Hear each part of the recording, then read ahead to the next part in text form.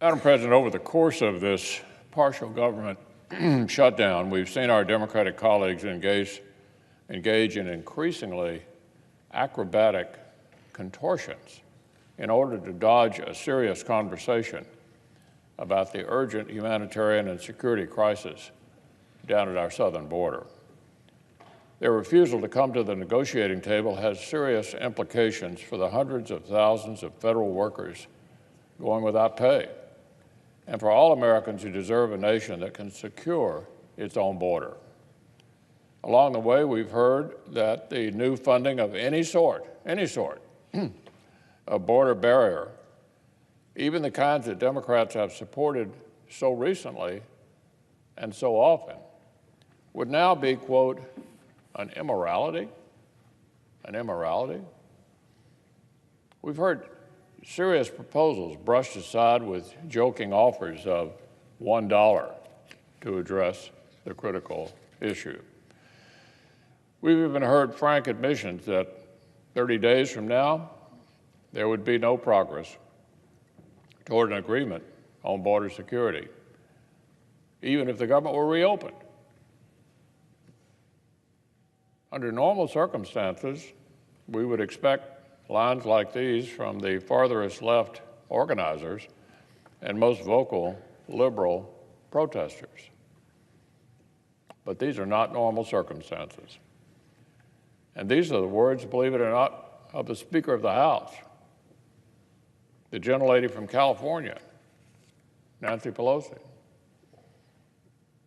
It's unclear exactly when the Speaker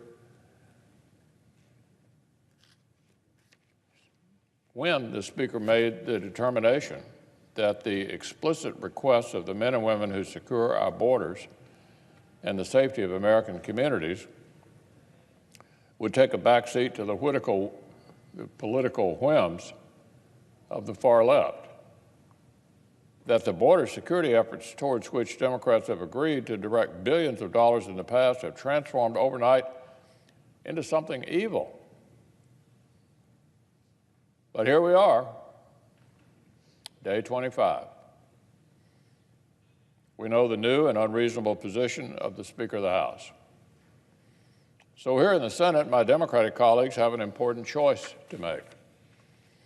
They could stand with common sense, with border experts, with federal workers, and with their own past voting records, by the way, or they could continue to remain passive spectators, complaining from the sidelines as the Speaker refuses to negotiate with the White House, and ensure our nation keeps going round and round and round this political carousel.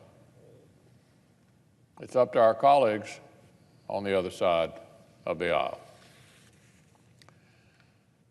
Now, on another matter, the substance of the border security issue is not the only subject that is occasioning a spectacular display of inconsistency from my colleagues across the aisle. If you recall, Madam President, since last week, the apparent position of Senate Democrats has been that the Senate itself cannot engage in any of the people's business until the government funding is resolved. Democrats have held this position so dogmatically that 3 times now they voted against advancing a bipartisan and urgently needed package of legislation that concerns Israel, Jordan, and the civil war in Syria. It's been the Democrats' very own Senate shutdown. On top of the partial government shutdown they're prolonging. What about our ally Israel? What about the innocent people of Syria? I guess they're just out of luck. Just out of luck. Democratic leader has made clear they'll just have to wait. Just have to wait. Until he decides to end his filibuster of these bipartisan bills, which until last week, by the way, he supported. It's a bizarre position, truly bizarre position. It's directly contradicted the stated foreign policy views of many of our Democratic colleagues, but this has been the Democratic leader's position.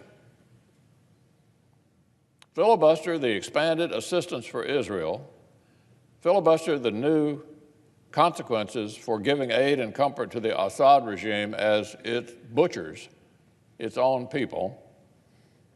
That's what the Democratic caucus has overwhelmingly voted to do on 3 occasions.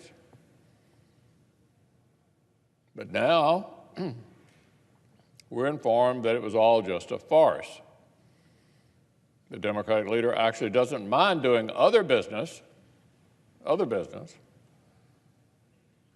because he now intends to bring a privileged and political stunt of a motion relating to the administration's use of sanctions against Russia. So now, Madam President, at least we know the score. Our Democratic colleagues don't really object to Senate action as such.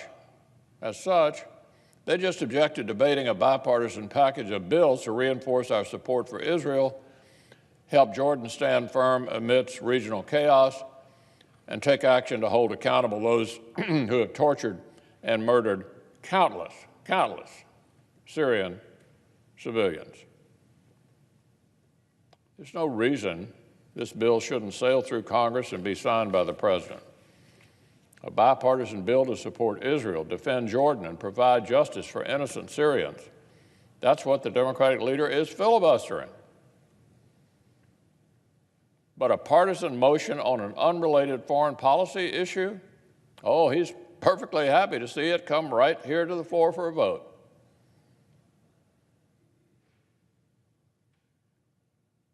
Like I said, Madam President, at least we know the score. So here's my commitment to Israel and to Jordan and to the Syrian people. I will continue to force these cynical tactics into the light of day. Democrats may vote a 4th time or a 5th time to filibuster these bipartisan bills, even as they turn the Senate toward other business.